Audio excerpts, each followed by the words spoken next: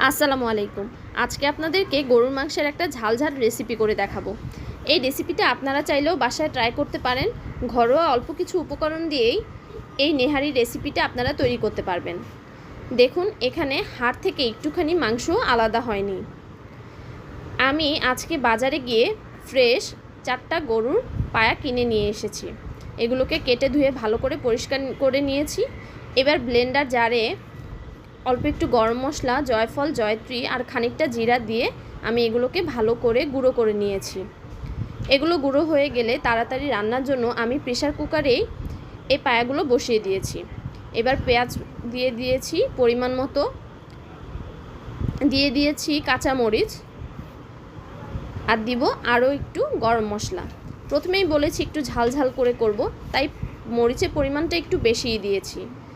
এবার 2 টেবিল চামচ পরিমাণ রসুন বাটা ও 2 টেবিল চামচ পরিমাণ আদা বাটা দিয়ে দিয়েছি। 4টা পায়ার জন্য এতটুকু পরিমাণই যথেষ্ট। এবার দিয়ে দিচ্ছি জিরার গুঁড়া, পরিমাণ মতো লবণ, দিয়ে দিব মরিচ গুঁড়া, হলুদ গুঁড়া,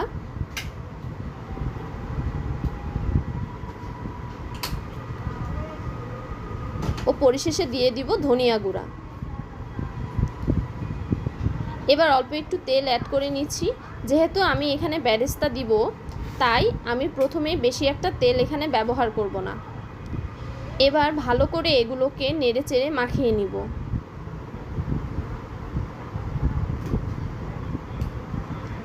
মাখানো হয়ে গেলে এখানে পরিমাণ মতো আমি পানি দিয়ে দিচ্ছি।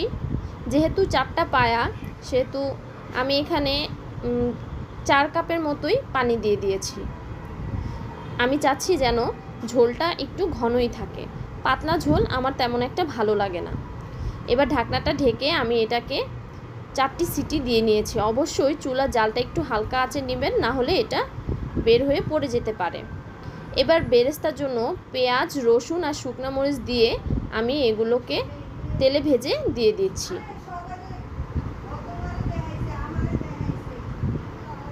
হয়ে গেল মজাদার নেহারি রেসিপি।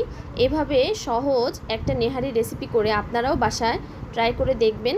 অবশ্যই যদি ভালো লেগে থাকে আমার রেসিপিটি, লাইক, শেয়ার এবং কমেন্ট করে পাশে থাকবেন।